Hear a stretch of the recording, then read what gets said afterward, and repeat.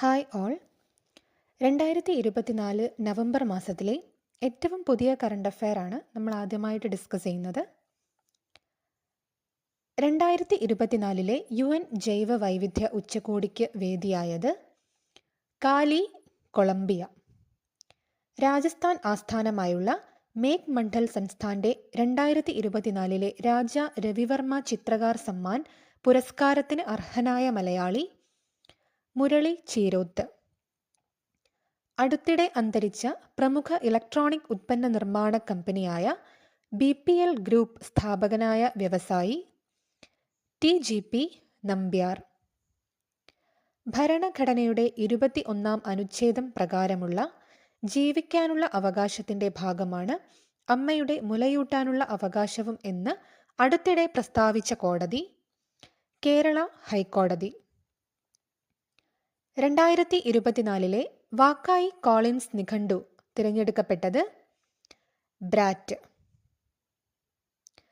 ഉപഭോക്താക്കൾക്ക് ഏറ്റവും പുതിയ വിവരങ്ങൾ ലഭിക്കുന്നതിന് ChatGPT അവതരിപ്പിച്ച പുതിയ ഫീച്ചർ ChatGPT സെർച്ച്.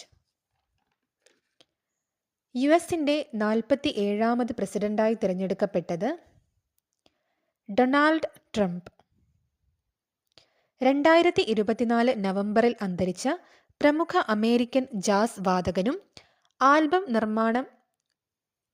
ഗായകനും ഗാനരചയിതാവുമായ വ്യക്തി ക്വിൻസി ജോൺസ്.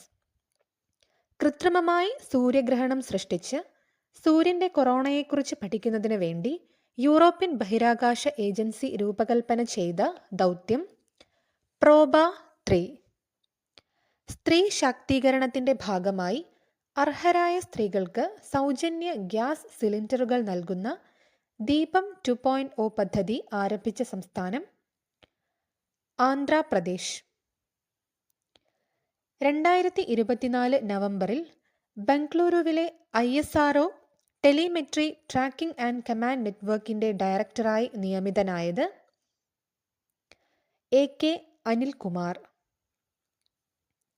2024 നവംബറിൽ അന്തരിച്ച ബീഹാർ കോകിലയെന്ന് അറിയപ്പെട്ടിരുന്ന പ്രശസ്ത ഗായിക ശാരദ സിൻഹ. ഇന്ത്യ ഇന്തോനേഷ്യ സംയുക്ത പ്രത്യേക സേനാ അഭ്യാസമായ ഗരുഡശക്തി 24ന്റെ 9ാമത് എഡിഷന് വേദിയാകുന്നത് ഇന്തോനേഷ്യ.